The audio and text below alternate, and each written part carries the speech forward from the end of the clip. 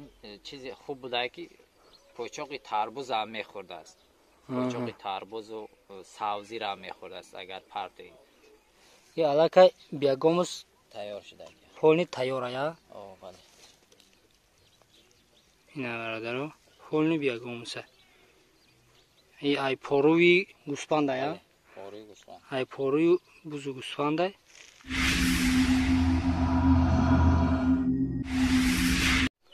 ассалому алайкум тамошобинони азиз, тамошобинони канали Аҷоиб ТВ. имрӯз мехоҳам дар як мавзӯъ барои шумо навор кунам. мумкин бисёриҳои чиза дидагӣ бошанд дар интернет.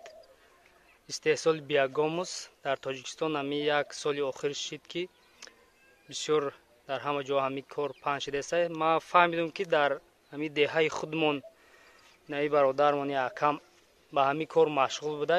ҳамин ҳисоб мехоҳам ки як навор карда барои шумо нишон диҳам.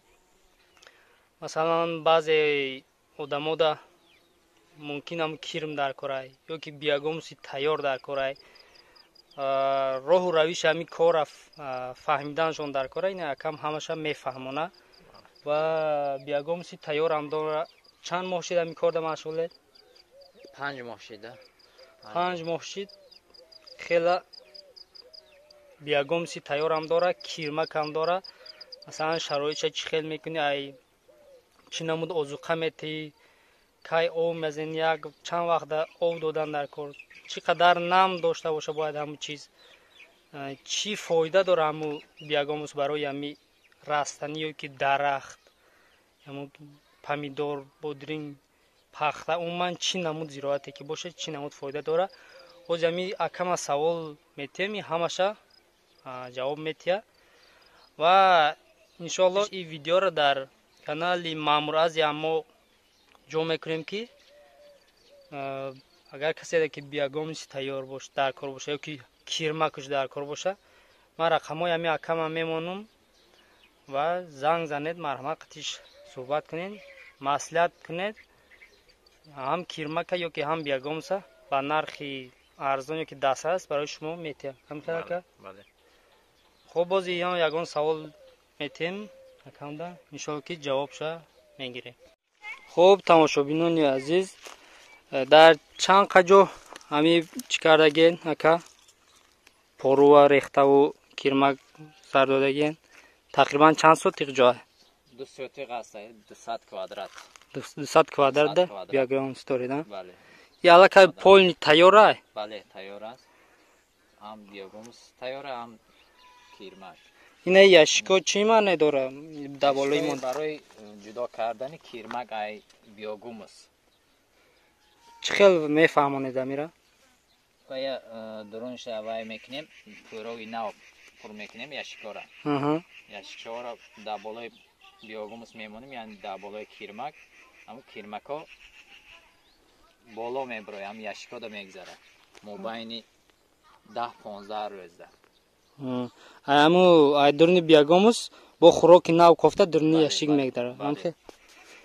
хуб, ӯ дар ӯ тараф дута ҷои дигар тайёр кард. вай барои чи? барои ҳам кирмак, барои кирмак биоректори нав, яъне биоректор гуфта мо пории нава вай тайёр мекунем барои гузарондани кирмакҳо.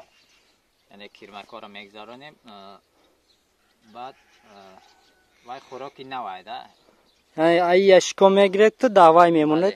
унҷа бо далчи уҷа кор мекунад. ака ягон ҷо ҳамун кирмака нишон медиҳад ки дар ҳақиқат одамо бинанд ки ҳамун кирмакҳо дар ҳақиқат ҳамун кирмои Калифорния ё ки кирмакҳои худмонай? кирмак ин кирмаки Калифорния чизки аст. яъне кирмаки маҳаллӣ нест. агар дар вақти хӯрокш тамом шид, таи замин дар омада намеравад, пӯрода истода мегирад, местад. кирмакҳои худмон яъне дикяй таи замин медорад. вақте ки намнокӣ гум шид, таи замин медорад, мера бо об ки рафт бо мебурояд. ин фақат пору мехӯрад, чизе ки пусидагӣ ҳамхе. хуб, рафтем як кирмакҳоро ябор нишон диҳем.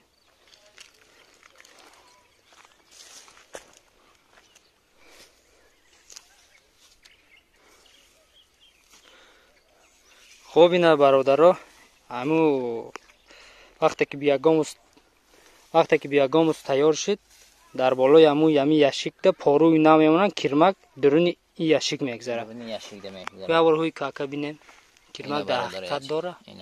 او در حقیقت کرمک ها میگذشته. بیشناکیشم ناز.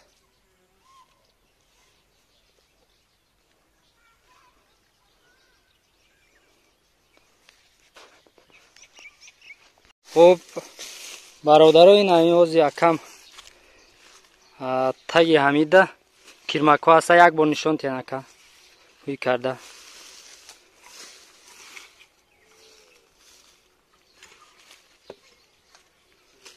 اینا برادرای عزیز کرمکی بیشناکیشم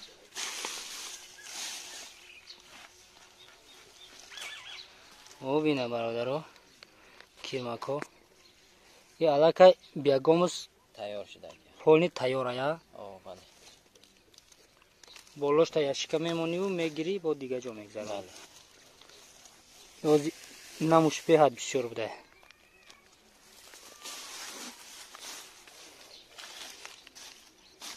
اینا برادرای این طرفش حسابه که پولنی بیاگاموس های یعنی یه رنگی خون بارین آرد شده یه رنگی چای قاق. اینا برادرها پولنی بیاگاموس های ای پاروی گوسپند های ای پاروی بزو گوسپند های خیلی اینایی یا خیلاشا نخورده یا ای سببه که گلد که اینا یا پوستش سخته همین سبب اگر اینا خیلی شکستگی باشه ایران میخوره ای سببه که همین خیلی کرمک در درون همین درآمده نمیتونه باید کم ترک همین خیلی باشه. خیر ایلاگ میگذرانن بیاگاموسی تیار شه. کسی که خریداری کردن باشه مرحمت در 2 ساعت جو قریب یک 10 تن زیاد داره. 10 تن زیاد بیاگاموسی تیار داره. مرحمت کسانی که سال با در گرم خانه سر و کار دارن به نهایت چیزی خوبه. اگر مثلا کربامید یک الیمنت شیمیایی باشه در ترکیب بیاگاموس زیاده 10 الیمنت شیمیایی بسیار برای رستنی و چیزی زراعتی که در همین زمین می سبزه به همین خیلی الیمنت های شیمیایی نیاز داره همین زراعت ها ولی ما نمیفهمیم. فقط ازوت میتیم کربامیده میدوام میره عمر همون چیز سال کوتاه میشه. ازوت تیز تاثیرش میرسونه ولی تیز با همون زراعت نابود میکنه ولی آهسته آهسته تاثیرش میرسونه عمر همون چیز دراز میشه. خب اکا همی درباره آدمایی که نو همی کار سر میکنن مثلا این اینجا شما یا تا چیزی نو کردستین یا یک تری نو کردستین درباره همی گپ زنین که ای کجا سر کنن نمی حاضیه چی کار کنیم مثلا ما سر کردنی باشم چه خیلی کنم باید ای اولش نکن اول پرو میپرتین یعنی با اصول همی رنگ همو ها میپرتین بعد 2 بار میشین یا بار میشین رو میگردانین بعد رو گرداندن با یا بار دیگه میشین بعد همون